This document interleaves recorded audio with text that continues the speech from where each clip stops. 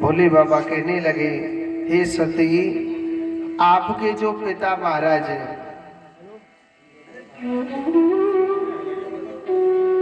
आपके पिता महाराज एक सुंदर यज्ञ करा रहे हैं और ये सब देवता लोग वहां जाने लग रहे हैं। सती माता कहने लगी, स्वामी, हमारे पिता यज्ञ करा रहे हैं तो हमको भी चलना चाहिए ना। भोले बाबा कहने लगे, जाना तो चाहिए, मगर कहते हैं कभी किसी को बिगर निमंत्रण के नहीं जाना चाहिए।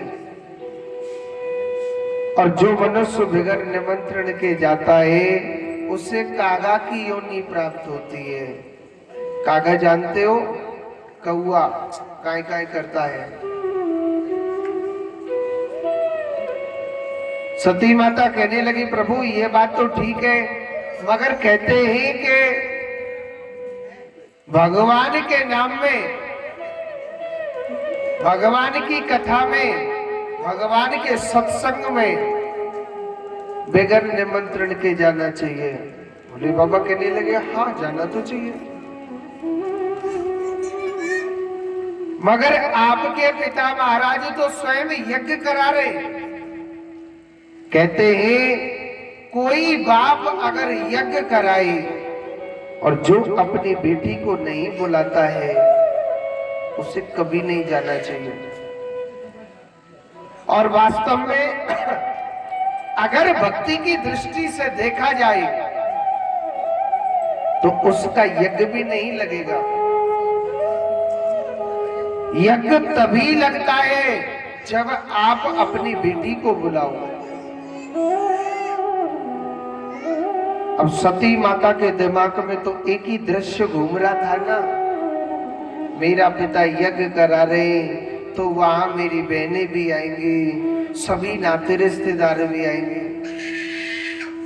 तो सती माता प्रार्थना कर रही, तो प्रभु अगर आप नहीं जा रहे ठीक है, कहते हैं लड़ाई तो चलती रहेगी,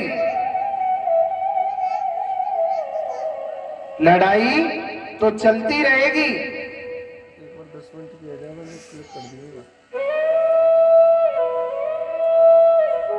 मगर महाराज अगर आप कहें तो मैं चली जाऊं। भाई रिश्तेदारी में लड़ाई हो जाती है, कभी ना कभी तो प्रेम बनेगा। ऐसा तो है नहीं कि जीवन भर के लिए संबंध खत्म हो गया। मगर भोले बाबा ने मना कर दिया। अच्छा एक बात बोलो, अगर माताओं को गांव जाने के लिए, माता कोई गांव जाने के लिए कहती है पिताजियों से, और अगर वो मना कर देते हैं तो माताएं मुंह फुला के बैठ जाती है। बैठ जाती कि नहीं बैठ जाती? आपके बारे में नहीं बोल रहा मैं, क्योंकि ये आपकी ही कृपा से कथा चल रही है? हाँ आप जा सकते हैं। क्या हो गया? हाँ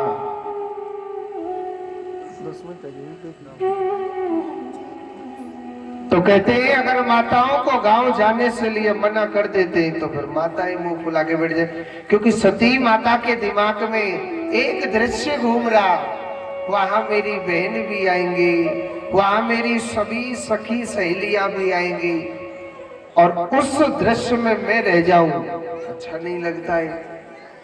भोले बाबा ने मना कर दिया और अपनी समाधि लगा करके भजन करने के लिए बैठ जाते हैं।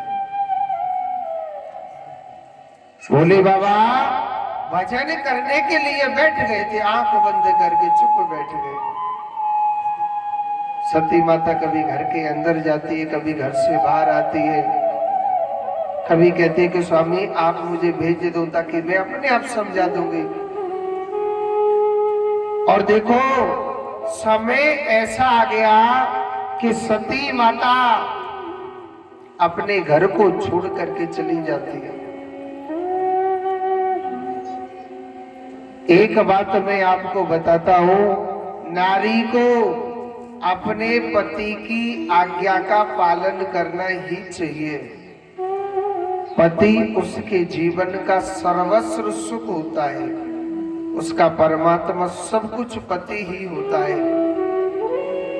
और जो नारी अपने पति की आज्ञा का पालन नहीं करती है, वो एक दिन दुख पाती है, कोई भी हो।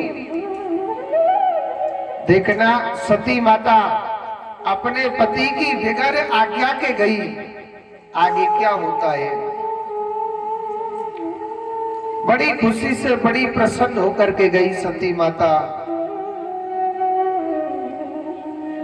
और सती माता बड़ी प्रसन्न होकर के गई, खुश होकर के कहने लगी अपने पिताजी से कि पिताजी मैं यहाँ पर आई हूँ, सहेलियों को देख रही, अपनी बहनों को भी देख रही। एक बात बोलूं, सबने अपना मुंह टेढ़ा कर लिया था। सती माता का वहां पर किसी ने भी सम्मान नहीं किया।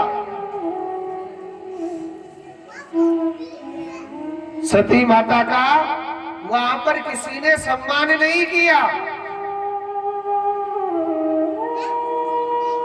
सबने अपना अपना मुंह टेढ़ा कर लिया। अच्छा, थोड़ी बहुत इज्जत करी थी ना, वो पता है किसने करी थी? वो उसकी मां ने करी थी। सती माता हर क्रोध को पीती जा रही है, हर क्रोध को पीती जा रही है। यज्ञ मंडप में देखा, कहते हैं आप कोई भी पूजा करो, आप कोई भी पूजा करो, 3 देवताओं के सबसे पहले आसन लगाए जाते हैं। कौन कौन से देवताएं? ब्रह्मा, विष्णु और भगवान शंकर महेश। वहां पर भोले बाबा का आसन नहीं है, ब्रह्मा और विष्णु के आसन लगे हुए हैं। सती माता पर यह क्रोध नहीं पिया गया।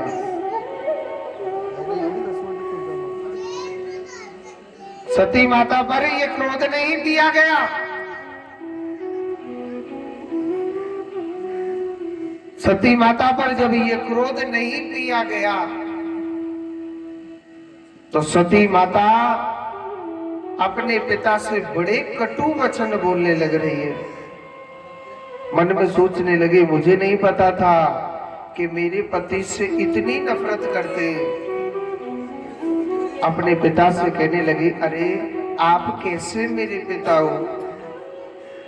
अरे जिन भगवान शंकर के दर्शन करने के लिए ऋषि मुनि युग युग तपस्या करते हैं, आप मेरे कैसे पिता हो? आप मेरे परमात्मा से, आप मेरे पति से, आप मेरे स्वामी से इतनी नफरत करते हो। सती माता पर यह क्रोध नहीं पिया गया। अब दंड नहीं दे सकती है। सती माता ने